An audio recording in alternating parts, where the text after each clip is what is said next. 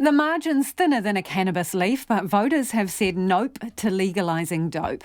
In the final count, 50.7% voted no versus 48.4%. Now, in real numbers, that's a difference of just 67,000 votes, about the population of Napier. Still, high-profile Yes campaigner, former Prime Minister Helen Clark, believes there's a mandate for significant drug law reform that could see people legally able to grow small quantities for their own use.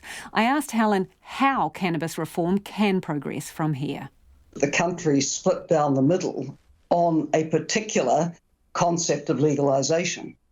And I think there's every grounds now for the government to be looking very carefully at this, beginning to discuss with other parties, including obviously the Green Party, on where to go from here. What I found as one who got quite involved in the debate was a lot of people said, we'd like to decriminalise, but, quote, legalise is a step too far. Well, let's take those people at their word. I think there will be a majority out there for some change, but a lot of discussion has to go on to determine what that change could be.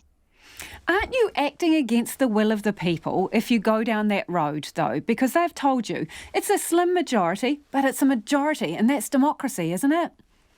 It's a majority against a particular proposal. Look, since the election, even the Salvation Army has come out and said, we favour decriminalisation. If they're saying it, I would think that probably quite a significant majority of New Zealanders are.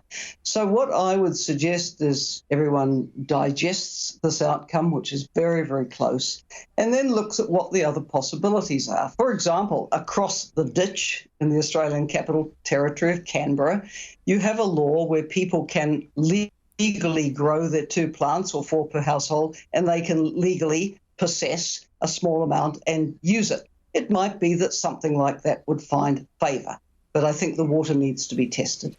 Because the thing is, speaking to Andrew Little, who was until recently the Justice Minister, after the initial result was out, he said there is no plans within this Labor government to make any further drug law reform. And he pointed to the changes to the Misuse of Drugs Act, and he said that's pretty much decriminalisation. We've got it already.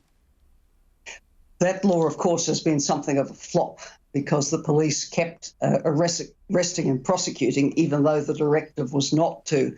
But in my initial reaction to the provisional results, I said one immediate step could be to go back to the intent of the Misuse of Drugs Amendment Act, which was to see drug possession and use not treated as a criminal issue. The problem was that New Zealand first insisted on putting in the words that restored police discretion. And if you leave that discretion there, then they will keep arresting and prosecuting. So this could be addressed very, very quickly. But further, Lisa, I think we need now a total overhaul of the Misuse of Drugs Act.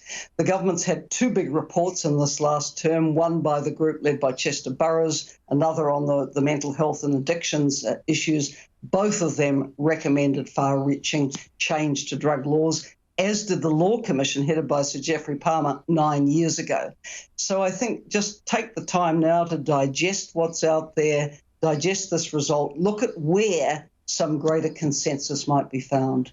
So what is your direct message to this government, which is a big Labor majority government? Well, my message is to look at where you might find the middle ground. By the way, the legalisation proposal, from my point of view, came out of left field. I had no part of drafting it. There's things you could have done differently. But it didn't find favour with the public by a very narrow majority. But I am absolutely certain that some form of change does find favour with the public, and it has to be determined what that is. So perhaps some more public consultation, some more options put out there to see where the middle ground lies. Should Labor as a party have campaigned for this, been braver, been more upfront about what they were thinking and, well, like the Greens did, campaign for it? Well, I have a view that this is not a classic conscience issue. In many ways, the end of life choice issue is a classic conscience issue. But this one isn't. We never have a conscience vote on tobacco control, for example. Alcohol has a different history of conscience votes, but there's no reason why this shouldn't have been dealt with as a more straightforward issue. So I think that needs some rethinking by Labor as well. So you do think that the party should have had a position on it and campaigned on it? Well, I don't know what their position was going into the previous election, but it seems to me that it's not a classic conscience issue. It's an issue where a party should do its research and come up with a proposal. So, Helen, did they make a mistake here then? Well, look, it's easy to, with the wisdom of hindsight, to say what could have been done differently. It is odd for a minister to put up a bill and then not publicly defend it, apart from the first press release or so. But look, let's move on from that. There's a new minister, there's a parliament that's clearly a much more progressive parliament. And even from what we might consider quite conservative elements in the society, like the Salvation Army, you have people saying there needs to be change. So just take the time to digest what change would be acceptable to the greatest number of people. Does this ever make it to referendum again? I hope not. I really don't think an issue like this should go to a referendum. Why this and not any number of other things? We know the answer. New Zealand First wouldn't support it, and it rather liked referendums. So end-of-life choice went to a referendum, this went to a referendum. They wanted the abortion law change to go to a referendum as well, and Parliament had the wisdom not to do that. So I don't see the point in putting it back to a referendum.